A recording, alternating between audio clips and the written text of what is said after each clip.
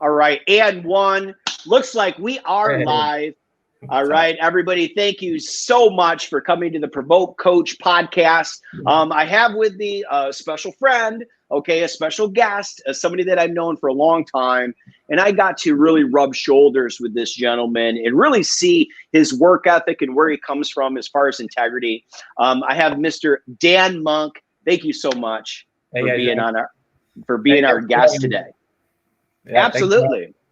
Absolutely, Dan. Well, obviously, I know a lot about you, and I know some people that are listening right now, they know a lot about you, but there's also going to be a large audience and many people down the way, right, into the future that might not know who you are.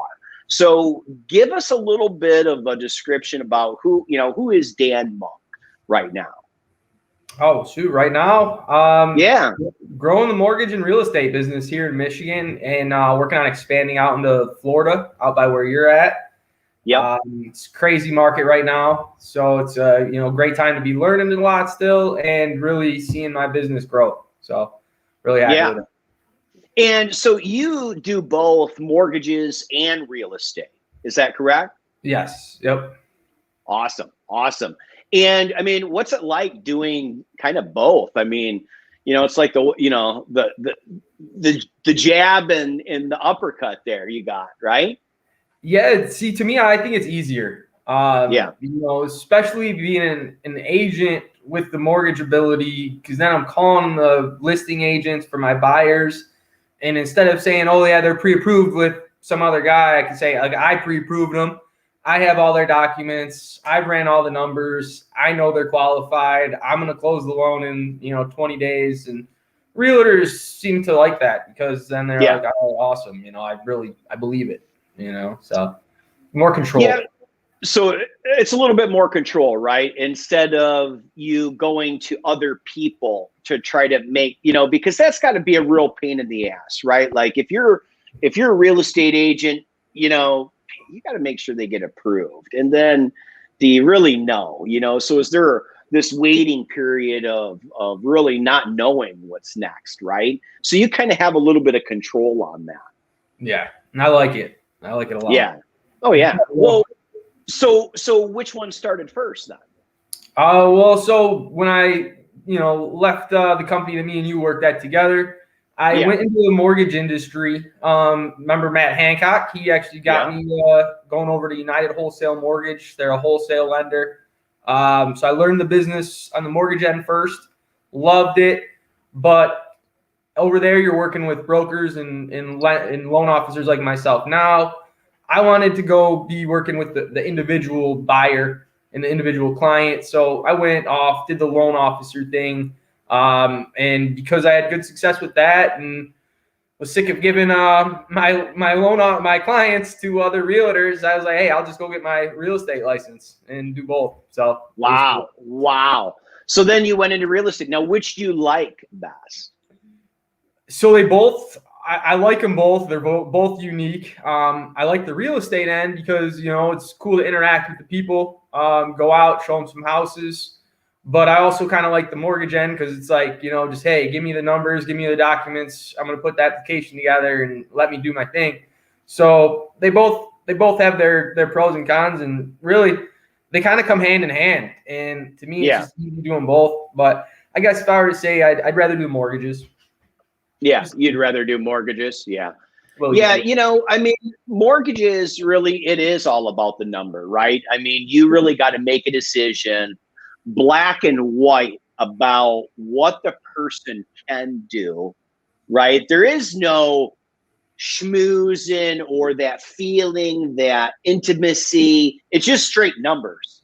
Yeah. Right. And you like that better. Yeah, well, it's not really, I guess it's not just straight numbers, because there's a lot of different things you can do. And, sometimes people, first look like, hey, sorry, we can't help you. And then we can kind of help them do what they need to do to get them to where we are able to help them. Or sometimes there's just different alternatives. Like me as a broker, we have multiple lenders that we can use. So we're signed up with 20 different wholesale lenders all across the country. So, one buyer might not qualify at one lender, but they might qualify at another. So it's really nice to be able to kind of, figure out what we're working with and what we can do to help get them to their goals, because everybody has different goals too. So, it's Well, nice. and you kind of touched on something, just like I said, well, it's not intimate. Well, yeah, it may not be at first, but Yeah. then once you have all the data, then it becomes of how can I help this family get into the home of their dreams and get into something that they really want? Where do I need to go? So it's very strategic at that point. So, wow, that's interesting, because I really never looked at it that way. You always think about it being separated, to where it's always one person's doing the mortgages, one person's doing the real estate. So the real estate gets all the, they know exactly what color they love, everything. Mortgage guy really doesn't care yet, right? So you really get to serve. Yeah, well, they really don't, right? Let's just be real. They don't until they have the data. That's amazing that you're able to do both. Now, do you think that you'll continue to do both in the future? I mean, what comes next with this? To a degree, I love where I'm at right now. But obviously I branch out, start, my own company. So right now, working with another broker shop right now. Yeah. So if I were to kind of go off on my own, and I'd want people under me for both ends, and build a real estate team and build a mortgage team, and feed off each other, hand each other business, get more people like myself that want to do both, or people that want to just focus on one, because they're both great. And, if you can really establish good people to work with, good processing team, and good hard hustlers, I would love to grow something, more long-term, that's not just me, but with a large company. Right. Right. And obviously you have the skill set to be able to do that. You've developed many people and leaders, throughout your, different career paths up until now. So that'll be a pretty easy slam dunk. What is it, I guess, about, a mortgage, a broker versus real estate? You were talking about broker shops and whatnot. Are they two different types of people that you would want to look for? I mean, how rare are you to do both? Yeah, there's not a lot of people in Michigan, at least, that do both. I know California, some other states, it's a little bit more common. But yeah, I don't know many people, and the people that I do know, most of them have gotten it after I decided to kind of do it after I did. Not necessarily with me, but just, timing, whatever. Right. But it seems to be something that people are trying to go in that route because they're seeing the benefit.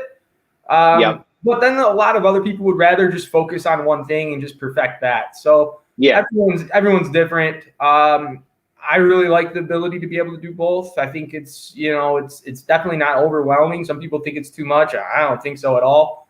I'm doing really good this month on mortgages, and we're closing loans. I got a 3-day clear to close this week. And I mean, it's just easy when you know the process and you work with good lenders. So a broker shop, and they're both technically broker shops, like real estate broker, mortgage broker. But the mortgage broker is we're the middleman kind of, from the wholesale lender to the client, to the buyer. Yeah. Where like if United Wholesale Mortgage, they're the #1 wholesale lender in the country. That's who I came from. Amazing company to work with. And so if you were to call them to get a loan, they're going to tell you they don't do mortgages. You got to call a local broker.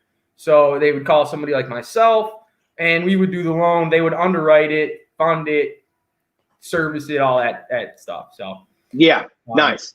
Yeah, it's a great business. Gives the client a little bit more choices, and they're all about the people. So I love it.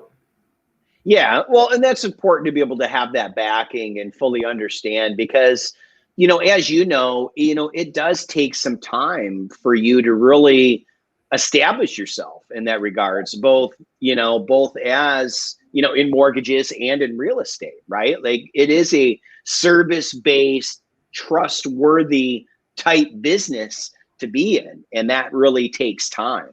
Absolutely. You know, what do you find, I guess, is your biggest pet peeve, you know, in the business? And this could be either mortgages or real estate. And I don't mean clients, you know, I don't mean pain in the ass people, right? But what hurdles, you know, or challenges or pet peeves do you have in the business? You know, you don't have to be specific. Don't call her name or his name or anything. No, I'm just joking. No, so being more from the mortgage side and kind of, I only got licensed in real estate last May. So it's been 1 year and it was a year of COVID. So, you know, it was a year of a lot of learning. Still did really well, but still learning.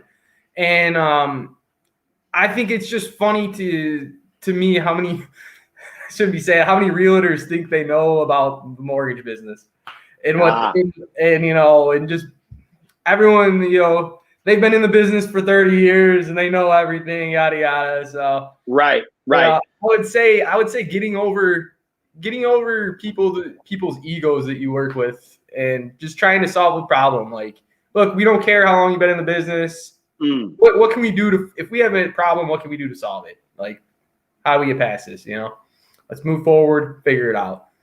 So it's funny that. Yeah, it's funny that you say that, because we all know that person in any industry that really thinks they know it all. You know, and listen, I'm a high achiever, so I know that I've been there where I thought I knew everything, right?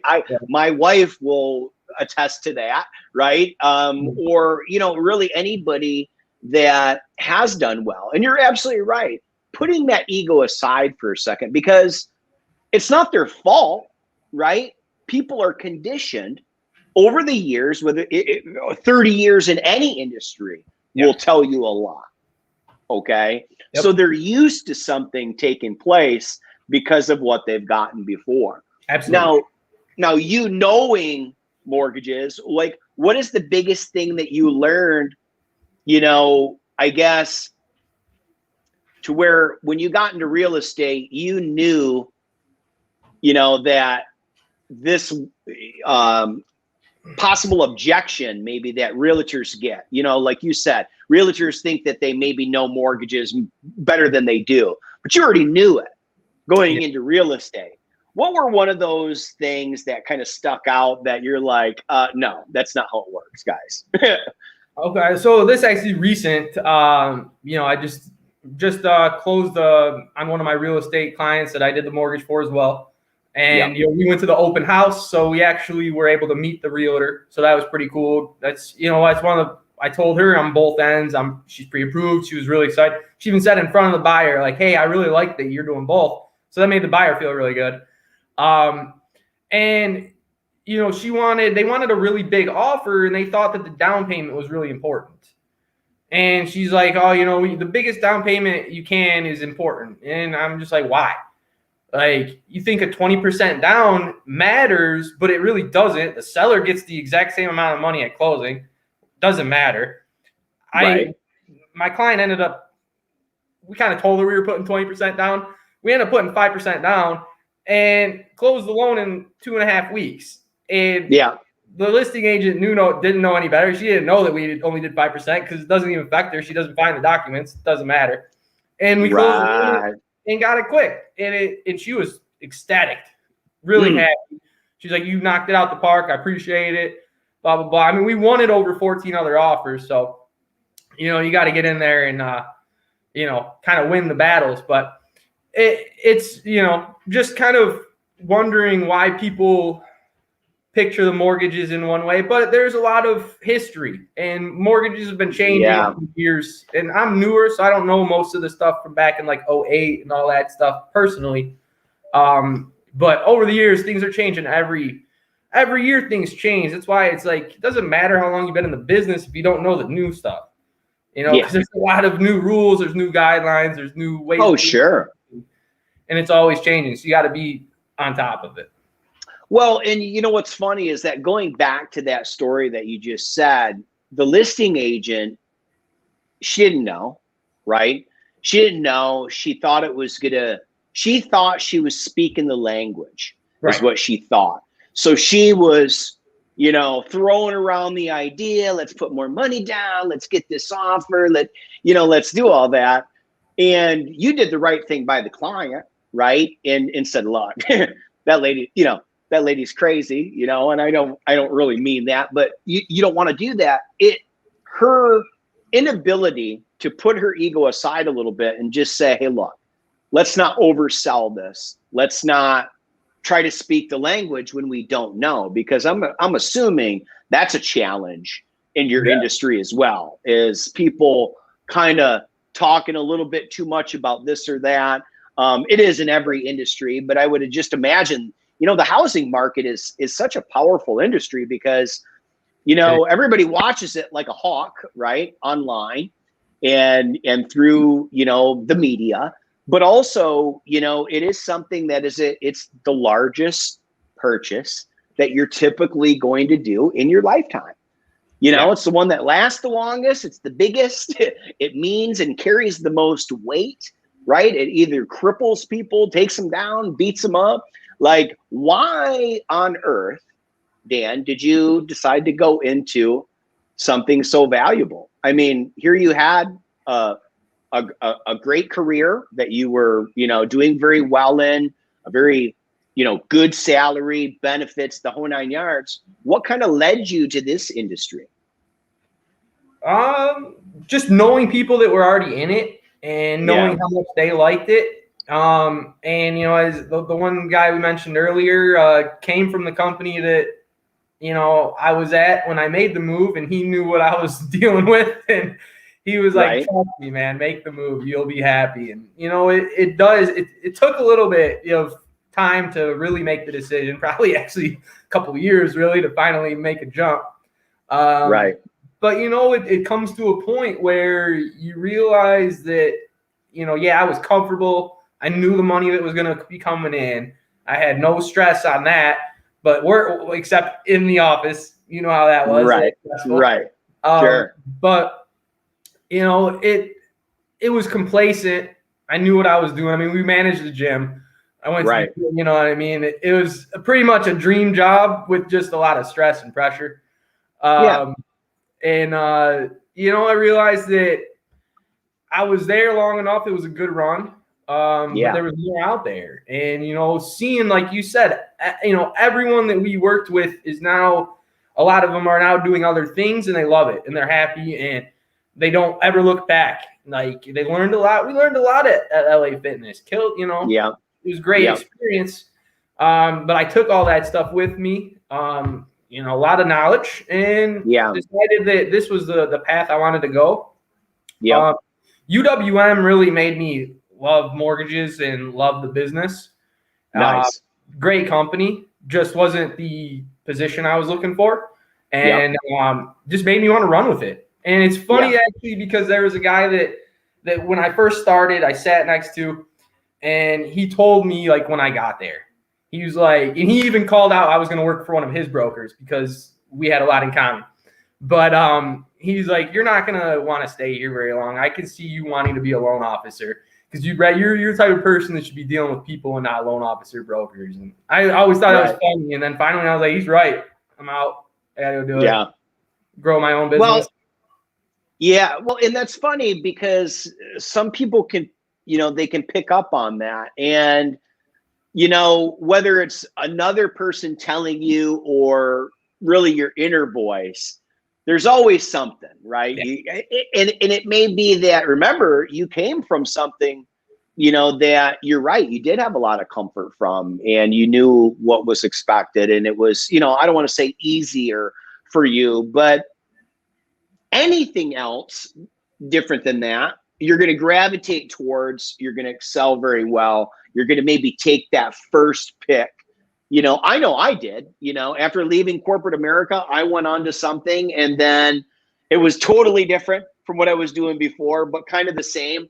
And then it just gave me enough momentum though, to figure out what I really wanted. And that was perfect. That was that right alignment.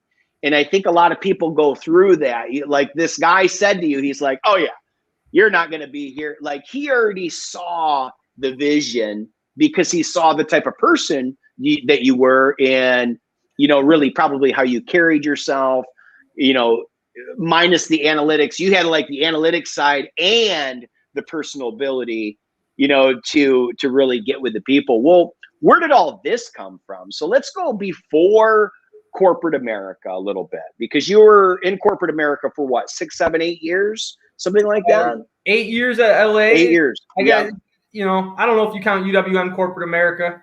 They're on the stock exchange now, but you know, so they're a really big company. But I watched them grow. Though they were a lot smaller when I was starting. So yeah, before that though, before I went to LA, I went to Central Michigan. For sport management and legal studies.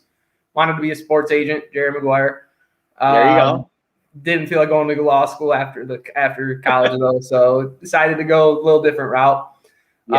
Became a personal trainer, and then I wasn't feeling the respect that I should have gotten at the gym I was at, and decided to go to LA when they kind of came to Michigan. And you know, they were new to Michigan. Nobody knew what they were, and so just kind of decided to make that move. Not too long, about a year and a half after college, being a trainer for about a year. Yep. So, and where did you grow up? Oh, Sterling Heights, Michigan, outside of Detroit area, a little north. Nice city in Michigan, pretty decent size, fourth biggest city. So, you know, big high school, a lot of sports. Right. You know, lakes, all that. It's nice up here in Michigan. You got to experience it for a few years. Oh yeah, absolutely. Florida, but not quite Florida, but definitely it was cold, you know, and there's no doubt to that. You know, definitely in the Detroit area for the time that I was there as well. Well, I mean, how, you know, were you always competitive? I mean, did you grow up with brothers and sisters? I mean, you're a high achiever, you know, I mean, you're wearing 2 very critical hats, you know, in your industry, getting ready to scale and probably build over the next few years. Where did all that come from? Had to come from someplace. You know, I mean, I guess I've always kind of been the little side hustler. You know, back in the day, you know, we had baseball cards, basketball cards, even throwing some Beanie Babies now and then, you know, hey, sell anything, right? Right. Nice. And so, yeah, I mean, I guess, but I was the only child though. So, you know, wasn't that. I would say wrestling got me a little bit competitive. More lacrosse. I loved lacrosse. That was my favorite sport. That was probably my most competitive that I really kind of got in the mix with. But nice. Sports though. You know, I've always been the guy that wanted to figure out how can you make some money off of certain situations, you know? Right.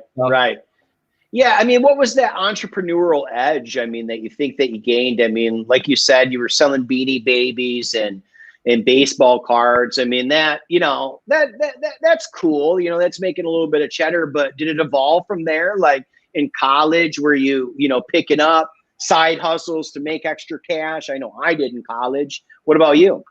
Yeah, definitely. You know, college was more partying. I'm not gonna lie. I didn't do a whole lot of work in college. Partying and school were kind of put me to the top. But I definitely did my side hustles in college. You know, to help with some extra money so we could have a good time.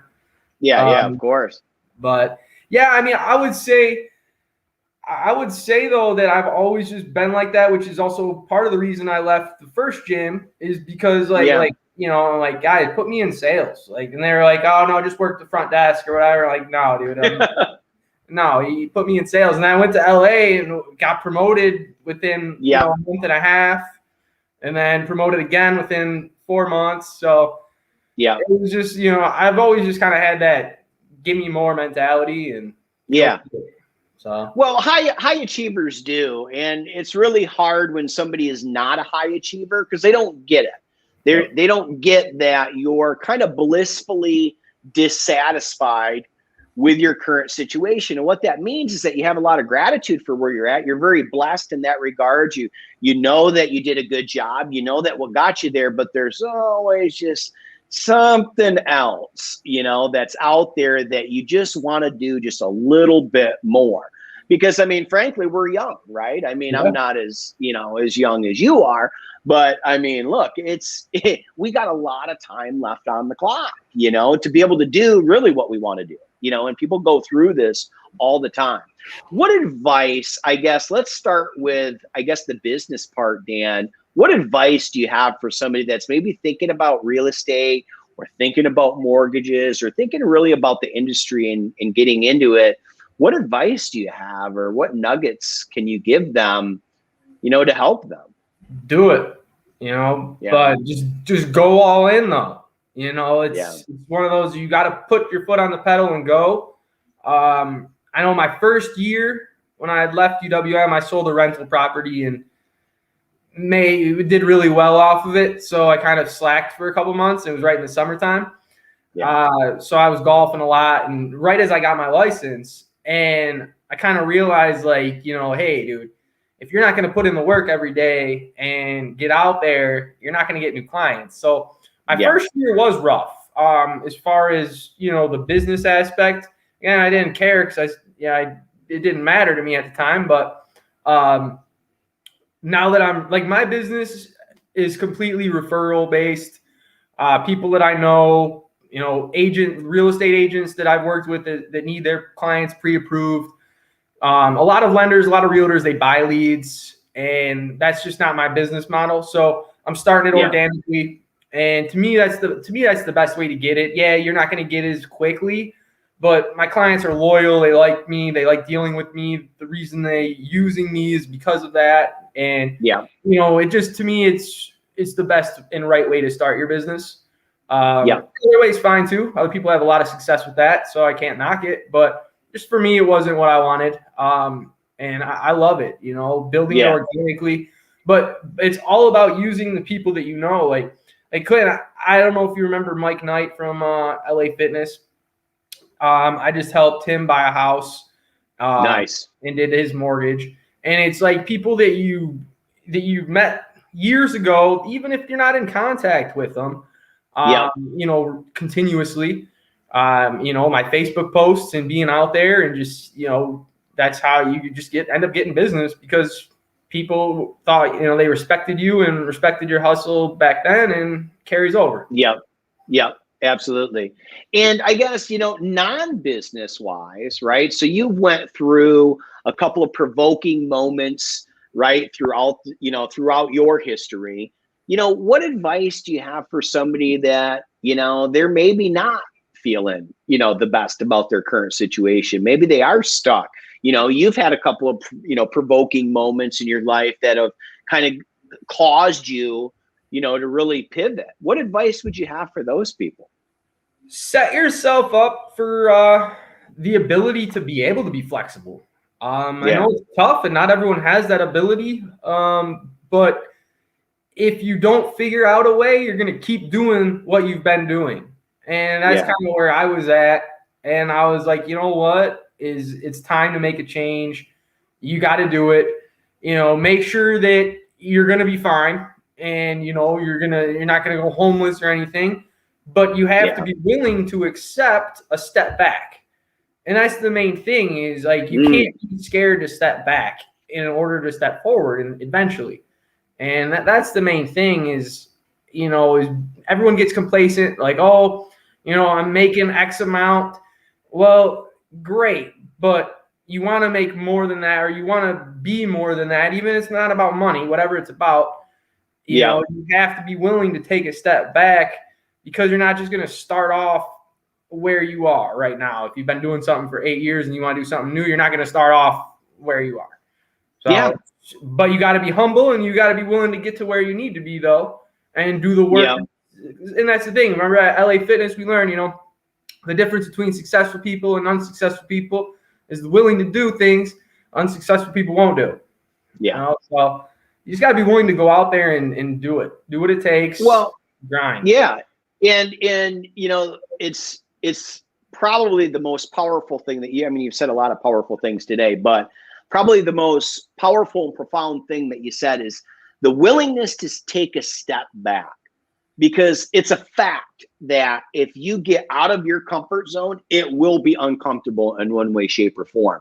Whether you're right, it doesn't always mean financially either. I mean, you could make the same amount of money, but you start off from like, the guy digging the hole, right? Exactly. Like, I mean, it's like, whoa, I got to do that. Yes, you have to do that. And that is a hard thing because you're right. I mean, I think when you leave comfort, and you really try to bet it on yourself a little bit, you got to be willing to know that you're, and you're right. Don't put yourself out there, to where you're going to be homeless. Make some good rational decisions, but also be willing to jump, right? If you're going to jump in the water, you got to be able to know that you're going to get wet. Exactly. And yeah, it's going to come up. Well, this is awesome, dude. I could chat with you about this all day long, but history has told me that at 30 minutes, people usually move on with their day. So, well, hey, so thanks for having me on. Hey, man, this has been awesome. We'll have to do it again. I have all sorts of cool stuff coming up with a lot of business owners and entrepreneurs that are going to be coming up in the future with our podcast. So, Dan, hang out just for a second here. I'll let everybody else go. I appreciate everybody being, with us for 31 minutes now with the Provoke Coach podcast. Look, if you like this, share this, subscribe. Remember, we do try to raise as much money as possible with these episodes to raise awareness for a charity of Dan's choice. So we're going to definitely do that a little bit later on. I appreciate everybody sticking around to listen to the Provoke Coach podcast, and we will talk to you soon. All right. See you guys.